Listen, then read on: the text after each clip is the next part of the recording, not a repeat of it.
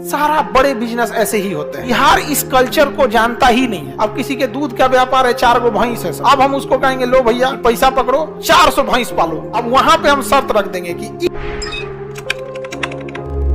अगर हमसे कोई कहेगा कि भाई एक काम करिए आप, सपोज हम जैसा हर काम आदमी तो नहीं कर सकता क्योंकि टाइम की बहुत कमी है और आदमी उतना स्किल नहीं है, हर चीज में आदमी नहीं स्किल हो सकता। अब किसी के दूध का व्यापार है, 4 गो भैंस है सब, अब वो 4 गो भैंस में कुछ नहीं होने वाला है और हम 400 भैंस पाल सकते हैं लेकिन हमारे पास टाइम नहीं है।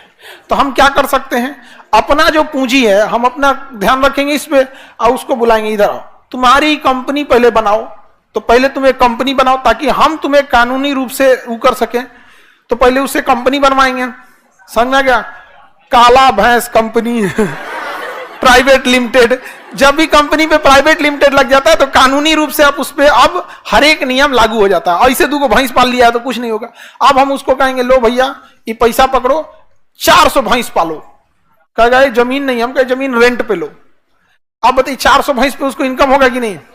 अब पहले उसका कंपनी बनवा दिए हैं, अब वहां पे हम शर्त रख देंगे कि इस पैसा के एवज में हम तुम्हारी कंपनी का 50% हिस्सेदारी ले लेते हैं।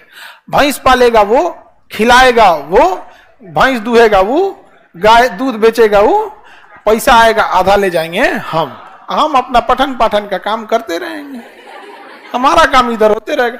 उसको भी तो फायदा हुआ, 2 गो भैंस में क्या कर पाता।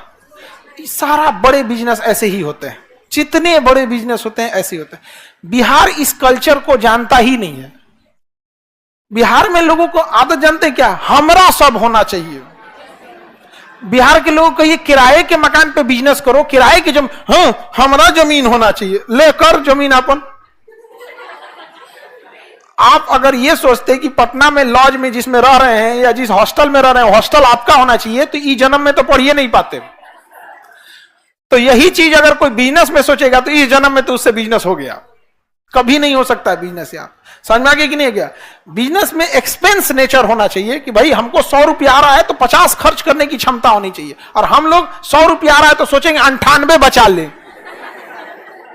नहीं समझ में आया, सब कम अपने कर ले। तो इन्वेस्टमेंट बहुत जरूरी होता है। समझ में आ गया कि नहीं आ गया।